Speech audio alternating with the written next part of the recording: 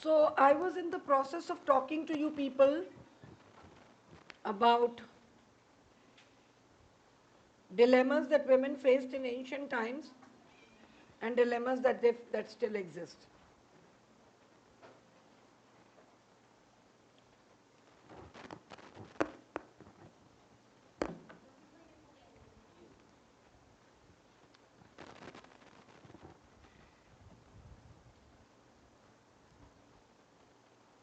So coming to the second part, we were still on the second chapter and I have to rush through it now, but so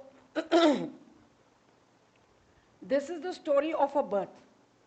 So she's very well aware at a very young age that there is a huge chasm between her own expectations from her own life, the way she would like to live it, and her aspirations, and the expectations from her that they remain. There is the prophecy hovering around omnipotently. Sometimes it guides her, sometimes it misguides her choices. So the awareness does not deter her from anything. It ignites a fierce resilience in her. It's important for you to understand that this conflict results in a more fierce involvement and a more resilient response. So her journey from a remarkable birth through the trials of her early life in a patriarchal kingdom, it encapsulates the perennial struggle between destiny and agency. The destiny of women and agency. So it sets the foundation for a life that will continually challenge the very notion of power, identity, and gender roles. Let's come to the next chapter, her marriage to the five Pandavas and the turning point. So you do know that her life takes a very significant turn. A number of suitors have gathered. Her Swayamvar is an ordinary one, is not an ordinary one. And it involves an archery contest. You already know that. Draupadi ends up marrying not one but five men. You know that also.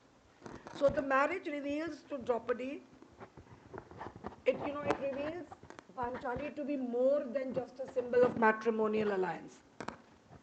And she becomes a very pivotal figure in the extended familial and political drama of the Kuruvas and the Pandavas. Right? She's very much there. So her position is both revered, but her position is also questioned. Every Pandav brother has a distinctive relationship with her. Arjuna is different from Bhim, and Nakul Sahdev are different from Yudhishthir. So the unconventional marriage setup strains societal norms and expectations. This is something you need to know. It leads to a life that is filled with multifaceted roles and terrible challenges. But you have to understand that here is a woman who struggles with five men. You can't struggle with one man, let alone five. Not easy. And what level of intelligence and insight would she be having into human nature that she's able to handle them? So her evolving role in the Pandavas' household and the kingdom is very significant.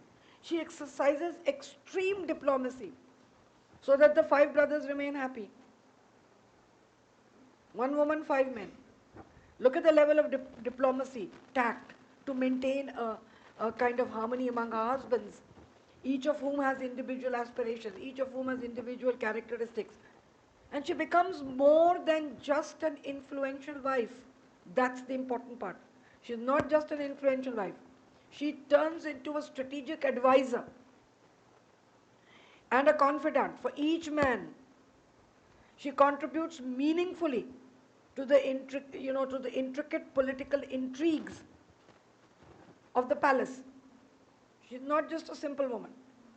Her marriage provides her status, privileges. It demands profound personal sacrifices. Her ability to assert her individuality while balancing the responsibilities. Five mighty warriors. It highlights her inner strength. It highlights her sharp intellect, managing a relationship with each of these men.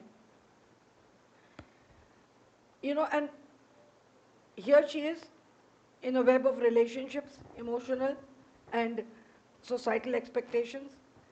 It also reflects and shows you about her adaptability and her resilience. Excellent qualities in her. And the period after her marriage, it's marked by very significant events that shape the course of the epic. You know, the building of the building of the palace, and Draupadi's presence in the life of the five men acts as a catalyst for many pivotal decisions and actions.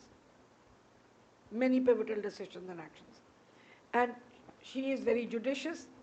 She steers her husbands away from, uh, you know, when they have to be taken away from the kingdom, she steers them carefully. She positions herself as a very formidable player, extremely formidable player.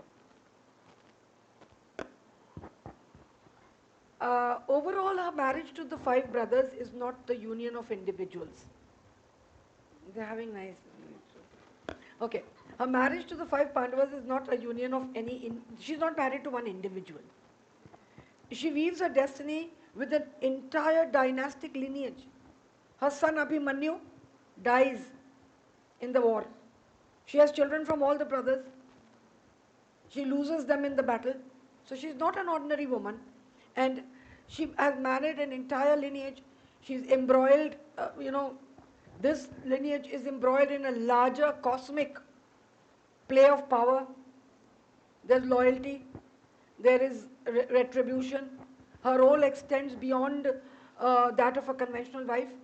It showcases a lot of her multidimensional characteristics. She's and all of that significantly impacts the epic. A significant impact. Both as an individual, as a queen, instrumental in sustaining the unity and integrity of a family. She holds the brothers together. She doesn't let them drift apart. Now, chapter 3, the illusion of power and the palace of Indraprastha. So, I've already told you about this, how this palace was made, and she had contributed immensely in the building of the palace. She embodies a powerful modern woman trapped in an ancient patriarchal reality. She's constantly struggling for recognition, for autonomy, while being a cornerstone of her husband's domain. That's her. Many key decisions and strategies during this time mark her, they bear her mark. She demonstrates profound understanding of politics and human nature. That's important. This chapter points to all of that. But she's looking for recognition. She's looking for autonomy, the freedom, and still remains with the husbands. One of the most striking elements of this period is her Draupadi's duality of role. On one hand, she is the queen. She is the figurehead of power and elegance. Her presence is commanding. Her judgments are, wise. She manages the affairs of the palace deftly. She manages the entire palace because she is the queen. She showcases her leadership. And on the other hand, she grapples with the illusion of this very power. She has this power, but then she's grappling with the illusory nature of this power. She's acutely aware of the tenuousness of her position, the inherent deception that there is that comes with the influence she has. If you're a very influential person, you should be ready for deception. Anybody can deceive you. Modi ji is very powerful, but the intrigues within the party will be always there, right? So she has a very strategic mind. That is reflected here in this chapter. And many key events are there which speak out about this. The counsel that she gives during political negotiations is important. She counsels all her husbands and people. Her ability to maneuver through courtly adversities with grace and acumen, that's very important. So the deceptive nature, metaphorically, of the palace aligns with her experiences. So the palace of illusions is the place where she lives. For her, in her experience, The whole experience is that of illusion and reality. It's the palace of illusions for her too. But within that, she's working as a woman, as a strong woman with a mind of her own, within the parameters fixed for her. She's still looking for agency, looking for the way in which she would be able to have her way. So, despite the majestic facade, there's political maneuvers, there is hidden agendas, there is manipulation. You know, she has to be constantly vigilant. Think of a woman who has to live her life constantly vigilant on at every sphere. Husbands, mother-in-laws, the courtly matters, politics. She's just a woman who just has to be aware. That's how she is negotiating, and that's how she's been portrayed in this chapter. Now, taking you to chapter 4, the humiliation and the repercussion, the dice game. So the grandeur of the palace of illusions, I've told you, the rising power of the husbands and her rising power, and the game is orchestrated by Duryodhan, and who's very envious, very spiteful of his cousins, and the lure of the game pulls the eldest Yudhishthir, who's the more the man of dharma, right? And he plays that game. He, the connivance of the uncle Shakuni. Yudhishthir loses everything, loses his king. He goes into a destructive spiral. Yudhishthir goes into a destructive spiral, and that catastrophe changes their lives forever. So he will keep high stakes. He will lose his kingdom. He will also, he has nothing to offer, so the most devastating act of it all was to put your wife on, gamble on your wife. And the loss of Draupadi, he loses her. She, a human being waged and lost like mere property. Terrible, nothing like this ever happens. It happened then, it happens now. Women are sold even today. Trafficking takes place even today. It also takes place in many families where women are forced by their husbands to give sex to their friends or to people, etc. There was a huge case in France, go to the net and search, where a man drugged his wife over 25 years and sold her and had men have sex with her. And the poor woman didn't realize it till the daughter came to know. It's a very famous story. You must go to the net and think of it. Your husband for 25 years has used you and sold you to hundreds of men online who came and had sex with you in rooms, and you were drugged out and have no realization of it. So Draupadi, her loss was human. She was wagered. She was treated like property.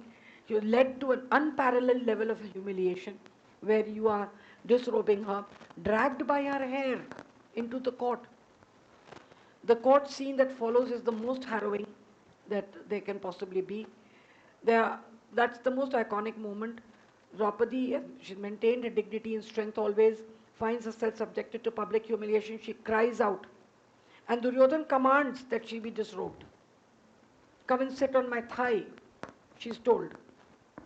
And she stands in the court, very vulnerable but very defiant. She delivers a powerful and heartbreaking kind of plea for justice. She addresses the court. She questions the legality and morality of the dice game. She's questioning everything. In the entire epic, she's the one who questions. Here also she questions. She demands to know if her husband had any right to wager her. How could you do it? Who gives you the right? She looks at her great-grand, she looks at Vidur, she looks at Bhishma, the older generation. The foundations of morality, who've made the foundations of morality in this world, in this male-dominated world, she asks them, she says, how could you do this? How can you sit here and let this happen to me? And then, when they can't do much, husbands can't do come, then comes Krishna. And then Krishna's divine intervention saves her from completely being disrobed. The divine cloth extends endlessly, protecting her dignity, showcasing her unwavering devotion to Krishna. He is signaled to be her ultimate protector also because he has divine powers.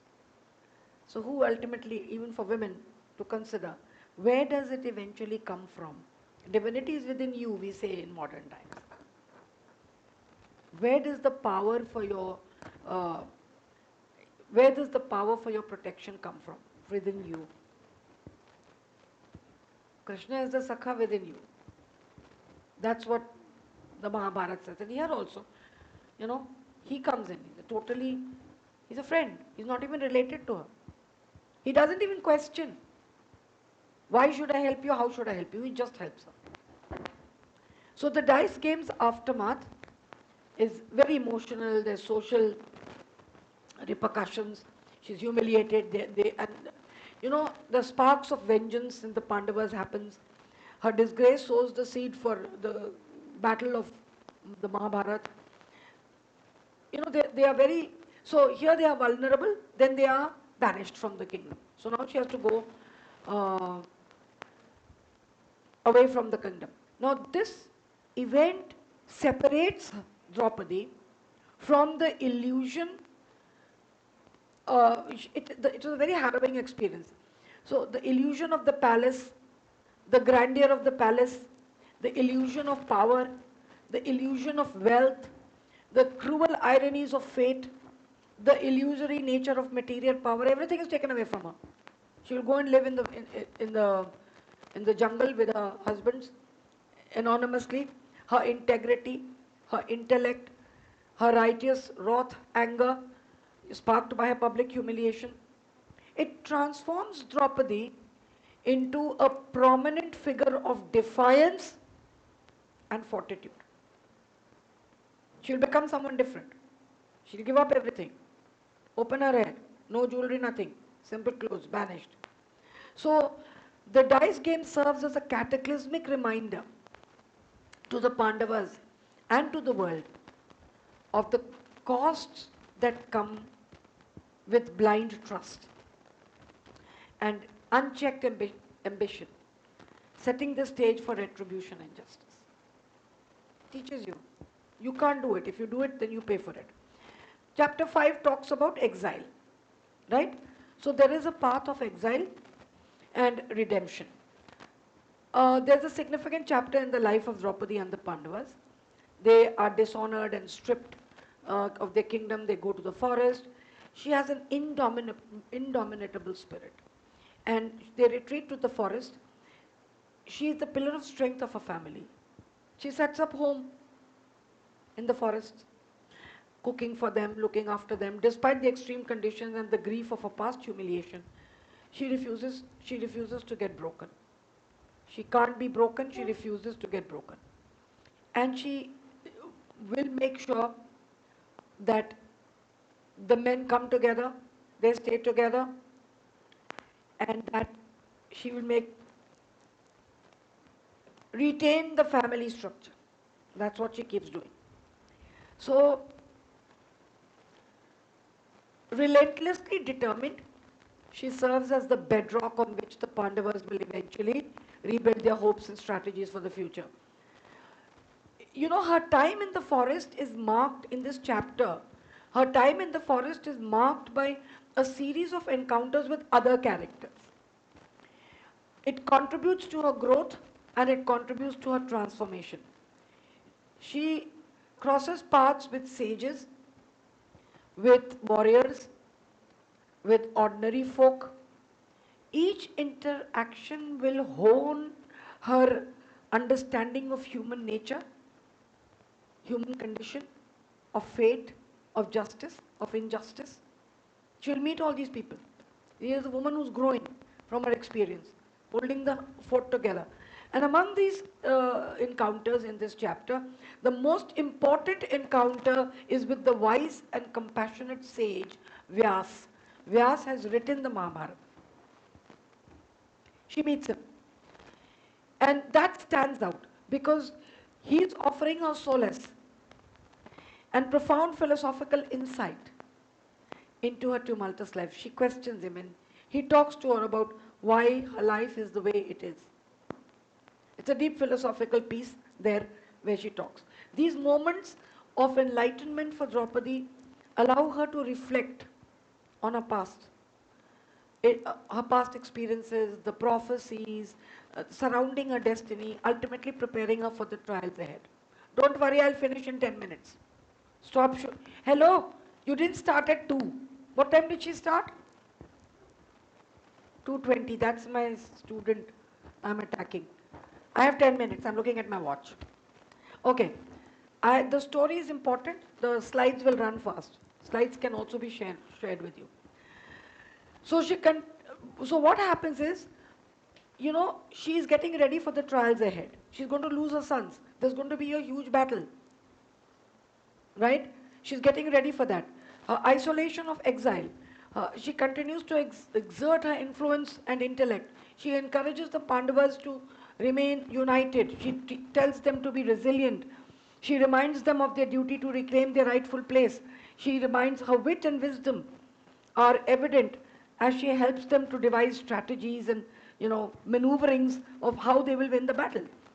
So her role extends far beyond traditional expectations of a wife in a patriarchal society. It is also the time for preparation and introspection for Draupadi and the Pandavas. And as they embark on various quests, many things are there, they have various experiences. Arjun goes and teaches dancing dressed as a woman in one king's, there are multiple stories. If you're really interested, you can get into it. But then they are having a very difficult time. And there she is. So Draupadi's resilience and support will play a very crucial role in the return and the decisive war of Kurukshetra. Her relationship with each of her husbands deepens. They build on mutual respect, built on shared adversity, and it solidifies the bonds that are essential when battles have to come. Her personal growth is remarkable. From a woman consumed by the immediate desire for justice, I'll never comb my hair, she transforms into a person who thinks about retribution, to one who understands the broader implications of dharma. She moves from there to think about righteousness, of duty, her destiny. Her resilience transforms into a quiet strength, and her sense of justice matures into a balanced perspective and considers the greater good of people. And as the period of exile draws to a close, the anticipation of the great war is looming large. Draupadi stands as a testament of endurance, righteousness, embodying the lessons learned through their arduous journey, the loss of power, the loss of wealth, leaving the kingdom, everything, living in poverty, abject poverty. So the exile period in the Palace of Illusions is not merely a time of suffering, but a crucible that forges the characters, especially that of Draupadi. And it converts her into a formidable force for the manifestation of her destiny. Her strength, her resilience, her wisdom become the guiding light for the husbands, lays the groundwork for the eventual quest of justice. And then you come to chapter 6, the Great War and personal vendetta unfolds. So you know about the Great War. I don't need to go into details because I need 5 minutes to do my slide. The war itself is relentless. There's a tide of bloodshed and so many people died, and everything happens. The Gita is also spoken there. Krishna appears, everything is there. But it was an arena where years of animosity were settled. Long-standing injustices were addressed. She witnessed the heartbreaking loss of her beloved children. A grief that a mother should not have to endure, but she did. Every death of every son. We only know of Abhimanyu, but there were others who died. They struck her with renewed sense of sorrow and thirst for justice. In the midst of all this palpable anguish, she's constantly reminded of the cyclical nature of vengeance. The death of her brother dies, Drishtadyumna. The Upa Pandavas are also killed. So she's left very devastated, transforming her agony into a very poignant determination to see the end of the Kauravas. Not because they disrobed her, but because of the larger injustice. So she's looking at it now, transformed into the path that she's taken of righteousness. So of course the vendettas were not from Kurukshetra, were not limited to Draupadi alone, but Arjun's desire to avenge Abhimanyu's death is important. They were rightfully wanted the war to bring them justice, to get back their kingdom. So there are lots of acts of heroism and cruelty there. Coming to the last chapter is the reflections and legacy of a queen. That's how she's structured it. So she reaches the twilight of her life and she begins to reflect deeply on the tumultuous journey of her life, marked by incredible high and devastating lows. Her miraculous birth, her distant memory, which is now a distant memory, she hardly remembers that. But she ponders the prophecy that had shaped her destiny since that very moment. And you know, she brought it on herself. You know, they say karma. When she was young, she would always imagine a man who was good looking and brave and dharmic, etc. So she had, no one man could have all the qualities. So she manifested all the qualities of a good man in 5 men. She had thought it. She wanted that. And they say in Hindu thought and even in Buddhism, they say, you make of your life what you think about it.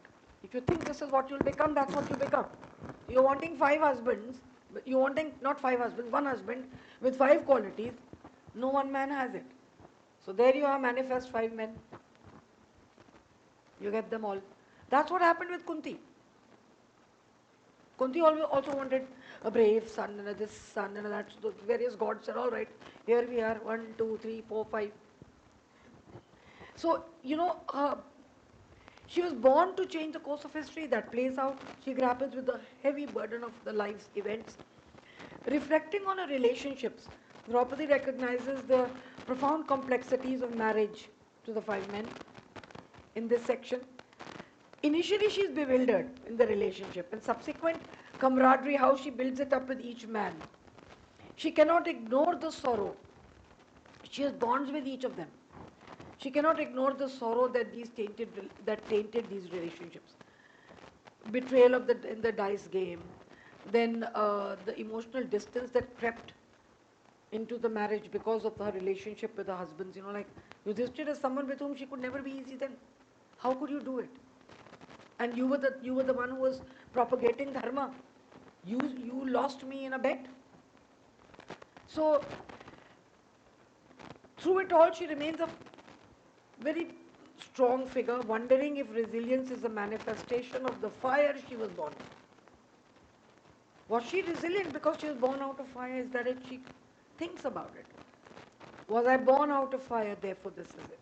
She considers her role in the grand politics of Indraprasth, the grand war of Kurukshetra.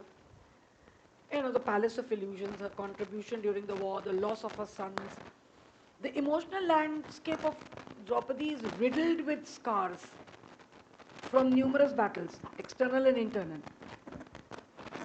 Yet her reflections are not solely steeped in sorrow. You know, there is a sense of growth. There is a sense of understanding.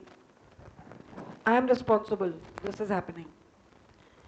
There is a sense of growth and understanding that comes from a long journey. And Draupadi, therefore, her thirst for vengeance, then the sorrow, then the pain, then the understanding, all of that comes together. Kuch aur hai. Okay, so she acknowledges her strength, she acknowledges her wisdom, she acknowledges her unwavering fight for dignity and justice. In the chapter, in the last days of her life, Draupadi embraces a broader philosophical view. She sees her life as a testament to the struggles of countless women who navigate through a patriarchal world. Her story through ancient times carries the modern implications. the quest for respect, the quest for equality, the sheer resilience of the human spirit, especially women. She understands that her legacy is not confined to her immediate actions, but it is extended through the timeless narrative of the Mahabharata, and it will inspire generations to reflect on the deeper questions of destiny, justice, loyalty, love, all of that, power, and that is the tapestry of life. So, Draupadi's, in the seventh chapter, her journey symbolically ends where it began, with the fire. The fire represents not just the beginning, but also purging. You know, fire purges you, it transforms you. It purges her and transforms, its transformative essence. The purging and transformative essence of her entire existence. And as she leaves the mortal world, Draupadi's legacy endures eternally, leaves an indelible mark on history and the hearts of those who learn of her trials and tribulations and triumphs like us. That's how the story goes in 7 chapters. Let's go to the PowerPoint presentation, please. I will rush you through it's nothing fancy, we've discussed it all. इसीलिए उसको end में ला रहे हैं, because to do every point and give you the explanation without you knowing the story, that's why I decided to go chapter by chapter, so that it's a little more. Okay, have you got it first? All right. So let's look at the first slide. It says the plot is derived from the Bharatiya epic Jaya. I've talked about it, with special emphasis on the tale of Draupadi, who prefers to call herself Panchali. The novel provides an insight into Panchali's perspective on negotiating her way through the patriarchal power nexus that operates around her. An interesting feature of the narrative is that it explores the power dynamics that operate between women when they act as agents of patriarchy. Reference to Gandhari and Kunti. An alternative aspect of Panchali, where she is in love with Karna and her friendship with Krishna, is also explored. So when a Swayamvar is happening, she likes Karna. He's not able to pierce the eye, but she had this little thing for him. An alternative aspect of Panchali, where she is in love with Karna and her friendship with Krishna, is also explored. The novel is a feminist mythopoeia. I've talked to you about it. An alternative mythology provides a different take on the well-established myth of the Mahabharata. Next, please. I've given you fancy pictures from some Mahabharata serial. So the main characters. The novel is a contrapuntal reading of Mahabharata with focus on the characters which were not in decisive roles. All these characters are there, but they're not in decisive roles for the majority of the episodes. So a recent televised portrait of the legend might also provide insights if you want to see it. Draupadi is there. Strong, complex character. She symbolizes resilience and power. We've got Karna, his loyalty and tragic fate. Loyalty to Duryodhan. Illustrate the nuances of friendship and duty within the epic. Bhishma, representing sacrifice. He embodies the conflicts between love and duty in the narrative. Gandhari, her blindness reflects the theme of perception, highlighting the emotional depth of her character. She so loved her son that she's absolutely blinded to everything else in the world, even to what was right and wrong. Kunti, a mother figure, her decisions greatly impact the fates of her sons and their relationship. First she got all 5 of them, then she said Bantlo. Virtually, you know. And all of that happens. Can we go to the next? All right, the connection of Mahabharata to Mahabharata mythology. In the Palace of Illusions, Devakaruni intricately weaves the narrative threads of the Mahabharata, providing a fresh perspective on its characters and events, particularly through the lens of Draupadi's experiences and emotions. I've already done this with you. I've developed the characters. I've just put it here together. The novel reimagines Draupadi as a strong, complex protagonist instead of a docile woman who accepts the treatment meted out to her as fate. No. She takes decisions within the fate she has. She resents her father for his partiality against her. She wishes to learn martial arts. She aspires to have freedom in her own palace. She ridicules the idea of the Swayamvar but goes ahead with it. During Swayamvar, she exercises her authority to choose a husband. She resents and challenges the notion of marrying 5 men when she chose only one. She finally fulfills the dream of having a palace of her own when she actively participates in the construction of the palace of illusions at Indraprasth. In the dice game, she refuses to be pawned by her husband. Despite knowing the cost of life and her loved ones, she refuses to forget or forgive the perpetrators of her humiliation. She knows she will may lose husbands and children. You can't disrespect a woman like this and get away with it. Justice has to come at any cost I have to pay, I will do it. That's her strength, her resilience. She continues to retrospect, despite lose all of this, she will retrospect and tries her utmost to preserve her esteem at all the junctures. Right? Next. Major thematic concerns: identity, gender, destiny, power, transformation, all of this. Will you not share these with them? Will you share the PowerPoints with them? No. I can request, if you all want, you all can take a PowerPoint from her if you want.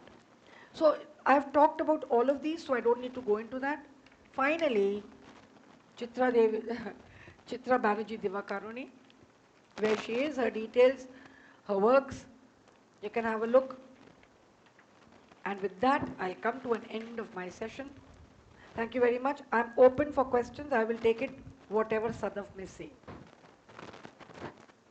I'm bang on time, I'm just foot. All right, any questions? Don't be such good children. Ask a question. Is there a question? Yeah, in the name of tutorial, I've hardly had any tutorial. I mean, they've not asked any questions and I've just been talking about the topic. I hope this novel gives you an idea and a perspective of how myths can be used for tracing issues like this. And women of the diaspora, they think a lot more about our roots, our traditions, our, the Mahabharata as an epic. They are drawn more and more to our cultural matrix than we are when we live in it.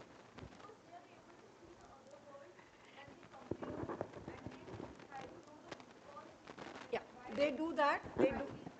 Yeah. So what is happening is our cultural understanding or the cultural understanding they have of their own culture, and then the Western prism.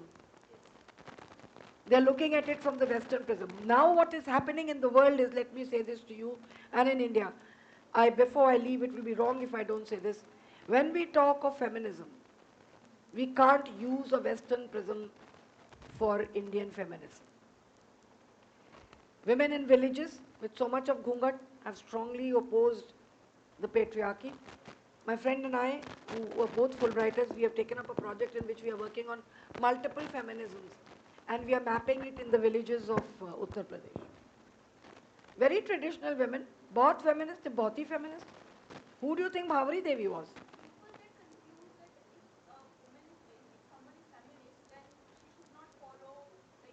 No, no, no, no, no. In our culture, you have to understand that in our cultural context, you follow your cultural beliefs. Perfectly all right. What is feminism? Feminism is speaking up for what is wrong, for the truth to come forward, for understanding that you have the rights that other men have.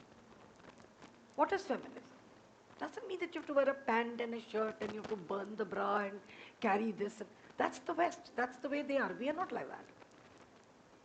We dress the way we dress.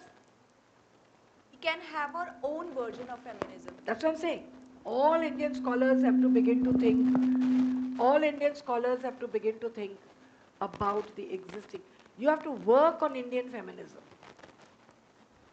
Indian feminism will have multiple models. We've had women who resisted and resented and fought for generations. For generations. But what happens is, we only look at them as feminists if they are fitting the parameters for feminists set down by the West. I'll give you a story before I end. My mama, गांव में रहते थे, मतलब मैं one of my mama's, नहीं नाना थे, मामा नाना थे, मैं मदर के मामा थे। तो हम लोग गांव जाते थे। When we went to the village, his wife was not educated, she was wonderful woman, he had a big huge zamindari, and mommy was, she was so wonderful. She was a beautiful woman, very strong. The entire village used to come to her. The women would come. She would, we were asked to, books खत्म होती हैं at the end of the year, तो जो pages बचे हैं, stitch them, make them into books for the poorest kids, make something woolen, we would take it to the village. She was always looking after people, families, because she was the wife of the zamindar. And then the evenings, what used to happen, my mama used to have like a darbar. So the zamindar sahab will sit here, and people from the village will come and ikattha ho jaye, right? And then they'll say, Sahab, we don't have this, we don't have that, this is happening or that is happening. And then he would dispense, all right, you will get this, you will get that. My mama used to sit here, you are the darbaris on the people, and mommy used to stand there, outside the door, this much in a ghungat, face covered, right? This much. And every time he had something to say, he would look at her. If she said yes, it was yes. If she said no, it was no. That's power. That's power. That's a Draupadi who has put you to a situation where you know that. And why? Because the men were lying to him. They will say, oh, I need the money for this and that. She would know because the wives were coming to her. So she knew the true story. She was already supporting the wives. So the kind of advice she could give. She was such a feminist. She decided what would be done with us, children, everybody. She didn't have to throw her ghungat off and run around. She controlled her husband. Why? Because she was intelligent, sharp, quick-witted. She had an insight into, she had control over the power structures. She knew what to do. She knew how to give him good advice, wisdom. So that's something for you to think about. Thank you all very much. It's been a great pleasure and an honor to be with all of you. Take a question. Jaldi se bol do. Bolo, bolo, bolo, bolo. कोई बात नहीं. कल मैंने 7 बजे तक पढ़ाया था, तुमने हमको देर से दिया था. Good evening, ma'am. Today the foreign scholar can wait a little. Good evening, ma'am. Yes. My question is, Question is gone in the photograph. Huh? Okay. my question is that Draupadi, despite being married to 5 men, was relatively extremely close to Krishna, as if he knew her heart. And is it because there was a divine relationship between them, and how relative it is in the life of an ordinary woman? See, you may have a man who's very brave. You may have a man who talks of karma. You may have a man who's like Bhim and can kill anybody. You can have a Nakul and Sahadev who are very emotional and sensitive. You may still need a man at an intellectual level, can't you? You may still need a man who may understand the spiritual movings of your soul. That's Krishna. The friend always fills in. You don't know, there's no reason for friendship. It is there. So to add it, what was it? Obviously there was something that was not there. It was something over and above which was not within the husbands, which she sought in him. Were the husbands talking of philosophy? No. Were the husbands talking about her greater need to have an understanding? No. How does she grow? Her interactions with Krishna move her towards that point where she is able to understand retribution, understand justice. She is able to grow spiritually. Not to have the bitterness of jealousy that, now I'm going to set you right because you've done this to me. But a larger understanding of life and its. You need friends for that. You need a guide. That's Krishna. Yes. Khatam. All right, okay.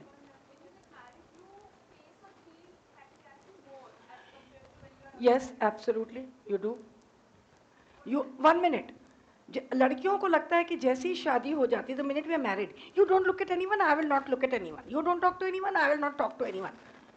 I need my freedom, but you don't need your freedom. Hello? He will meet 50 women, he will talk to them. You have not built your relationship strong enough.